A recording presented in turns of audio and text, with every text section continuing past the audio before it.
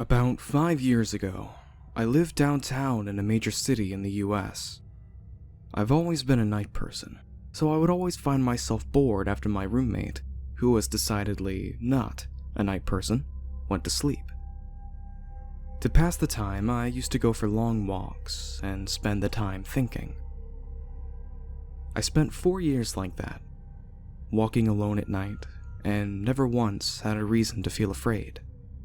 But all of that changed in just a few minutes one evening. It was Wednesday, somewhere between 1 and 2 in the morning. I was walking near a police-patrolled park, quite a ways from my apartment. It was a quiet night, even for a weeknight, with very little traffic and almost no one on foot. The park, as it was most nights, was completely empty.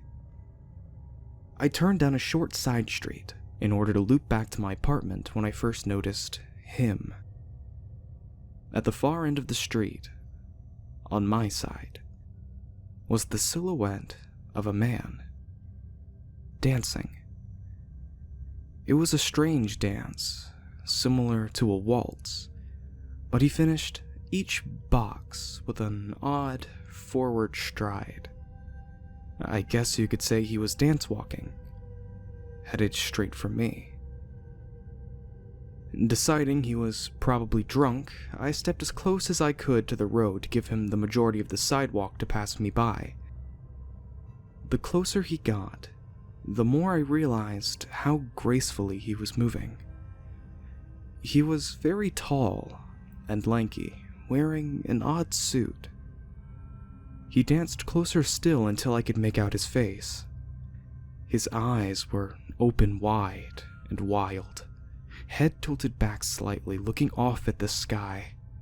His mouth was formed into a painfully wide cartoon of a smile.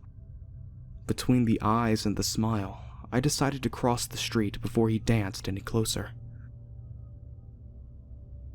I took my eyes off of him to cross the empty street. As I reached the other side, I glanced back, and then stopped dead in my tracks. He had stopped dancing, and was standing with one foot in the street, perfectly parallel to me. He was facing me, but still looking skyward, smile still wide on his lips. I was completely and utterly unnerved by this.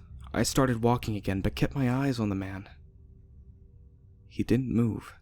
Once I'd put about half a block between us, I turned away from him for a moment to watch the sidewalk in front of me. The street and sidewalk ahead of me were completely empty. Still unnerved, I looked back to where he'd been standing to find him gone. For the briefest of moments, I felt relieved, until I noticed him. He'd crossed the street and was now slightly crouched down. I couldn't tell for sure due to the distance and the shadows, but I was certain he was facing me. I'd looked away from him for no more than 10 seconds, so it was clear that he'd moved fast. I was so shocked that I stood there for some time staring at him. And then he started moving toward me again. He took giant, exaggerated, tiptoed steps, as if he were a cartoon character sneaking up on someone. Except he was moving very, very quickly. I'd like to say at this point I ran away, or pulled out my pepper spray or my cell phone or anything at all. But I didn't. I just stood there, completely frozen, as the smiling man crept toward me. And then he stopped again. About a car length away from me, still smiling his smile, still looking to the sky. When I finally found my voice, I blurted out the first thing that came to mind. What I meant to ask was, "What the fuck do you want?" in an angry, commanding tone. What came out was a whimper. What the fuck? Regardless of whether or not humans can smell fear, they can certainly hear it. I heard it in my own voice, and that only made me more afraid. But he didn't react to it at all. He just stood there, smiling.